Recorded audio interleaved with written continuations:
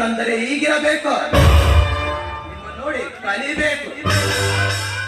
Hello, ಯಾರು ನೀನು? ನನ್ನ ಇಷ್ಟ, ನಾನು ಏನು ಬೇಕಾದ್ರೂ ಮಾಡ್ಕೊಳ್ತೀನಿ. ಅದನ್ನ ಕೇಳೋದಕ್ಕೆ ನೀನು ಯಾರು? ನಾನು ಯಾರು ಗೊತ್ತೇ? ನಿಮ್ಮಂತಹ ಸುರಸುಂದರಿಗಳಿಗೆ ಹಣೆ ಬರಬಲಿಯುವ ಬ್ರಹ್ಮಚಾರಿ.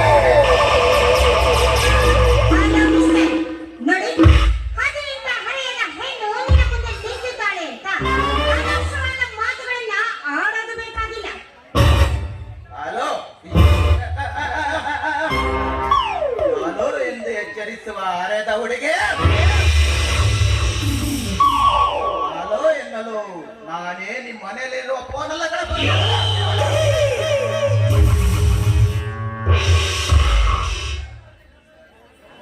ನೋಡೆ ನೋಡೆ, ನನಗೆ ಗೊತ್ತಾಗ್ತಾ ಇದೆ, ನಿನ್ನ ನೋಡಿದ್ರೆ ನನಗೆ ತಿಳಿತಾ ಇದೆ ನೀನೊಬ್ಬ ಮೂರ್ಖ ಅಂತ. ಆದ್ರೆ ಒಂಟಿ ಹೆಣ್ಣನ್ನ ಈ ರೀತಿ ನಿಲ್ಲಿಸ್ಕೊಂಡು ಮಾತನಾಡೋದು ಸರಿಯಲ್ಲ ಅನ್ನೋದು ನಿನಗೂ ಕೂಡ ಗೊತ್ತಿರ್ಬೇಕಲ್ಲ. ನನ್ನ ಮಾತು ನಡೆಯುವುದೇ ಪ್ರಿಯರಾಣೆ. ನನ್ನ ಕಾಮದ ಬಲ ಬೀಜ ಜಿಂಕೆಯಂತೆ ನಾ ಸೆರೆಡಿದಿರುವೆ ನಿನ್ನನ್ನು. ಹಾಗೆ ಬಿಟ್ಟರೆ ಕೂಡಿ ಬಂದಿರುವ ದುರುಪಯೋಗ ಮಾಡಿಕೊಂಡಂಗಾಗುತ್ತದೆ ಚಿನ್ನ. ಆದ್ರೆ ನಿನ್ನ ಮಾತಿನ ಅರ್ಥವೇನು? ಅರ್ಥ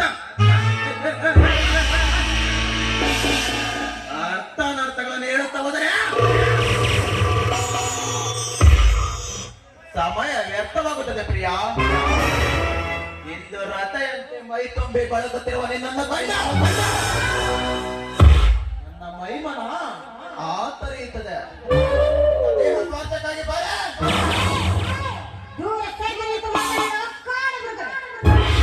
ಒಂಟಿ ಹೆಣ್ಣು, ಆದ್ರೆ ಇದು ಗಂಡು ಮೆಟ್ಟಿನ ನಾಡಿನಲ್ಲಿ ಹುಟ್ಟಿರುವ ಹೆಣ್ಣು ಗೌಪ್ಯತೆಯನ್ನು ಕಾಪಾಡಿಕೊಳ್ಳೋದು ಅವಳ ಧರ್ಮವಾಗಿರುತ್ತೆ. ಆದ್ರೆ ಒಂಟಿ ಹೆಣ್ಣಿನ ಮುಂದೆ ನಿಂತು ಈ ರೀತಿ ನಿನ್ನ ಪೌರುಷವನ್ನ ತೋರಿಸೋದಕ್ಕಿಂತ ನಿನ್ನ ತೋರಿಗೋಸ್ಕರ ಹಣವನ್ನ ಕೊಟ್ಟರೆ ಸಾಕು ಸುಖವನ್ನ ಕೊಡೋ ಹೆಣ್ಣು ಮಕ್ಕಳು ಸಾಕಷ್ಟು ಜನ ಇದ್ದಾರೆ. ತೀರಿಸ್ಕೋ ಈ ನಿನ್ನ ಛಲವನ್ನ. ಹೆಣ್ಣು ಹೆಣ್ಣು ಎಂಬುದಿಡಿ ಸರ್ವ ರಾಜ್ಯವನ್ನೇ ಕ್ಷಣಾರ್ಥದಲ್ಲಿ ಕೆಡಿಸುವಂತ ಹೆಣ್ಣು. ಪಾಪ ಎತ್ತವರಿಗೆ ತಪ್ಪಾಗೆ ಸುಖವಾಗಿರಲನ್ನು ಮದುವೆ ಮಾಡಿ ನನ್ನಂತ ಹಣವಂತವರ ಚೆಲ್ಲಾಟದಲ್ಲಿ ಮುಳುಗಿ ತೇಲಾಡುವ ಹೆಣ್ಣುಗಳಿಷ್ಟಿಲ್ಲ.